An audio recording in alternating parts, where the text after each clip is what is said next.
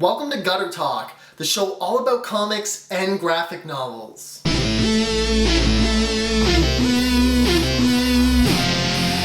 I'm your host, Matt Mitchell. In this episode, we've got all the spooky new comics that came out this month, and I take a look at a graphic novel that is inspiring a hot new board game. If you didn't know, at the beginning of this month, I went to a board game convention in Vancouver and had the chance to play a new Harrow County board game. I'll leave some links so you can learn more about that, but that inspired me to check out the story itself. So let's get to the graphic novels I read.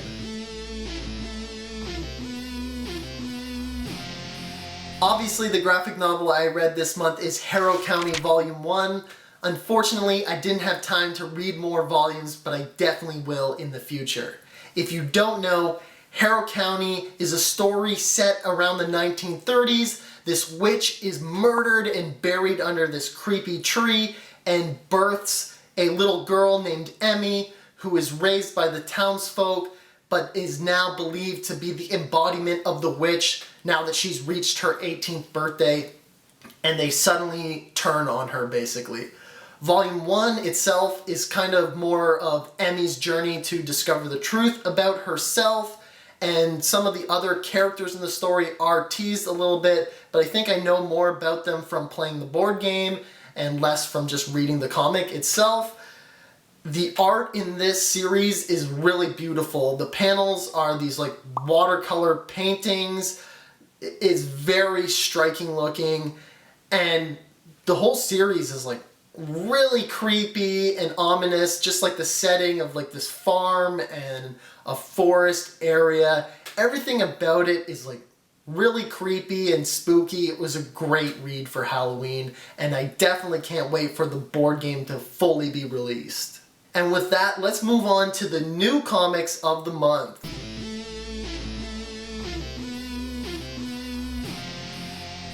First up this month was Creepshow number 1. I read this after Harrow County, and it was quite odd that the first story in this issue is also about this creepy tree that, is having this evil influence on the people around it. And then the second story is about the creepiest thing of all, and that is movie royalty rights for comic creators. It's kind of a funny sort of meta inception there. I really enjoy this series just because it's kind of like, almost like a horror Archie. It's not at all like Archie, but just in the way that there's a bunch of short stories contained in one issue, and you can just pick up any issue and read one or two of those stories and just be entertained. Conversely, Stuff of Nightmares number 2 came out, and that picked up right after the first issue. The mad scientists from the first issue have found a new location and are straight back to business. There's this weird, creepy character that we meet. It's not clear who he is, but it seems like maybe this isn't the first batch of experiments that these guys have done. Maybe they did more when they were kids. We're gonna have to find out in the next issue. I'm still not super invested in this. I might give it another issue or two, but as soon as Halloween is in the rear lights, I might drop this one off. Then I read Sacrament number 3, which, if you don't know, is the Alien meets Exorcist style series. And when science attempts to intervene in the exorcism to fight the demon, it proves too powerful and a bunch of people are killed, so they give the priest more time to battle the demon. Unfortunately, Race is baited by the demon, and she tries to take it on herself, and things don't go too well. This is, there's not a lot happening in this series. It's almost pretty contained, kind of similar to Exorcist, how it just takes place in one room almost. This is a little bit more than that, but it's a really great combinations of things that you probably wouldn't have thought of, and I've been enjoying it, and I'm looking forward to more. Then I read Leonide the Vampyr. This was the Miracle at Crow's Head one-shot. This was sort of an introduction to who Leonide is, and it sets up this undead priest, or he was dead, but he comes back to life, who's going to be his nemesis, or maybe he's the protagonist. It's not super clear whose side we're supposed to be on as the audience, because Leonide is kind of nice. Like the whole comic was nice and spooky. He wasn't a blood-sucking vampire. It wasn't gory. He wasn't like slaughtering people. He just kind of gave them what they want, but not in the way they wanted it.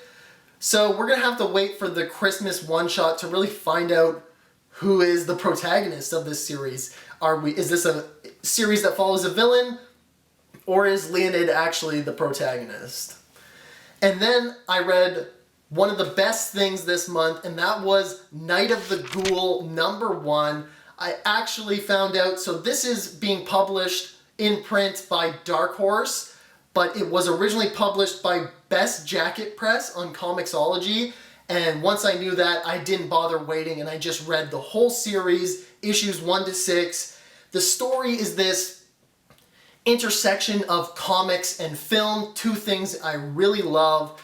Basically, this masterpiece, the best horror film ever made, was lost in a studio fire, and the creator disappeared, and now in present day, someone is hunting him down. They have fragments of the film, and the story is told between, the corroded clips of the film and present day him meeting the creator and talking with him and this like creepy, spooky hospital that he's in.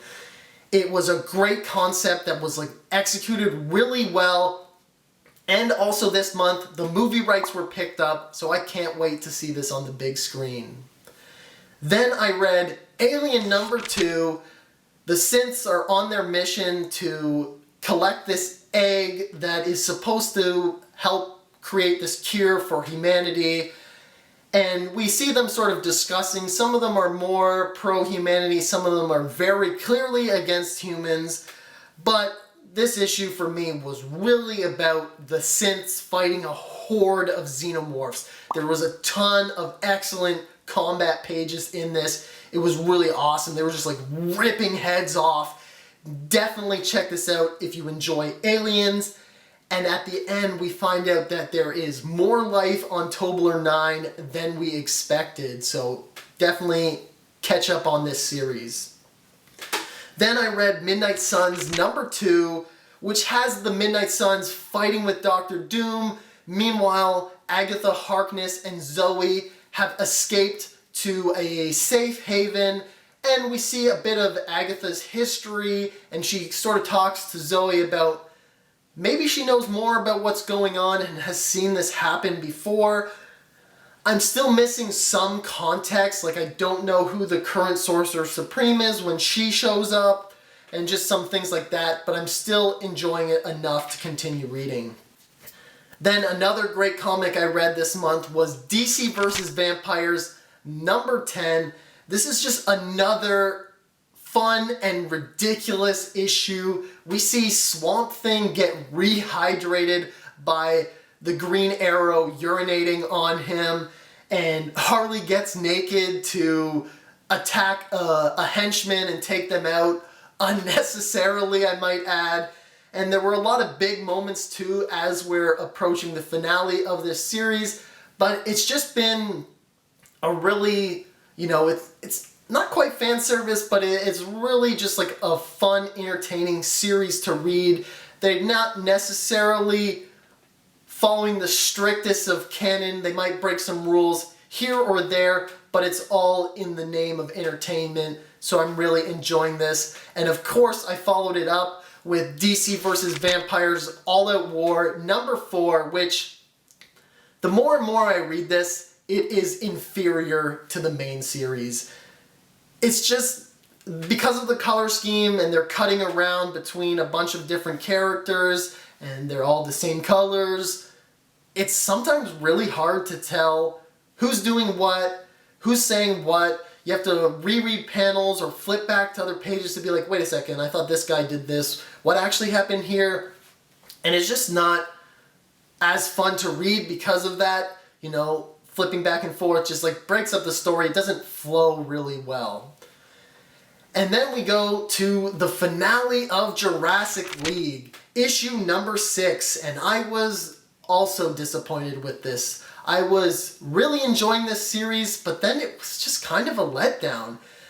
The Dinosaur Justice League was fighting Darklosaur, and their strength together wasn't enough to take him out, but Superman alone was able to take him out. That's really confusing. Usually in team-ups like Justice League, it's them not working together and their uncoordinated attacks is why they're being defeated. And then once they unify and work together, their strength combined can defeat this big bad. But this was the opposite. It was kind of weird. Anyhow, it seems like this isn't going to be the end of Jurassic League. There might be more to come in the future. We'll have to see. And last from DC this month was Batman vs. Robin number 2. I'm really enjoying this series. We see that Nezha's minions are out stealing a bunch of magical items and draining their power into this one helmet. It's not clear whether that's for Damian to wield or whether Nezha himself is going to use it. But meanwhile, Batman and Alfred are stumbling around this magical house that Zatanna sent them to, and basically they learn the truth about who Mother Soul is and what happened to Damian, and obviously they're clued into Nezha, which we already know about as the reader. I'm really enjoying this. It's very well written. It's some of the best modern Batman in my opinion, just because the way we see his detective process and how he's working with Alfred and how Alfred sort of keeps him balanced and focused. And one of the really cool things that happened this issue was Damian gets a new suit, which is a combination of a bat suit and Ra's al Ghul's cape with the big, what do you call that, collar, the giant collar. And it also has some of like Damian's Robin suits flare in with the shoulder bat instead of like a central bat. It's really cool looking. Maybe I'll throw an image up of this. And then last this month I read Golden Rage number 3. The old ladies tumble with the red hats, picking right up from issue number 2. And they manage to get the upper hand and wound the leader of the red hats, and a bunch of other people are wounded. And once things calm down, they all together go back to the island's HQ, which is this old mansion on the island. And throughout this issue, it's not super clear, but they drop some hints about who might be sending these women to the island. It's not clear who decides that. Is it family members, like you would send your parents to an old folks home? Or is it like some judge or society in general that just casts these women out? But then there is a big revelation at the end about who the protagonist might actually be. And I can't wait to find out next month more about that. That's all for this month.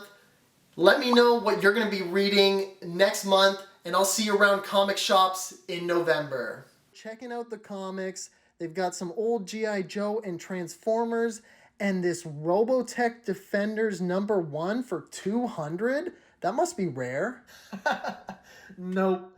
Value Village is overpriced once again. Here it is on my comic shop for $2.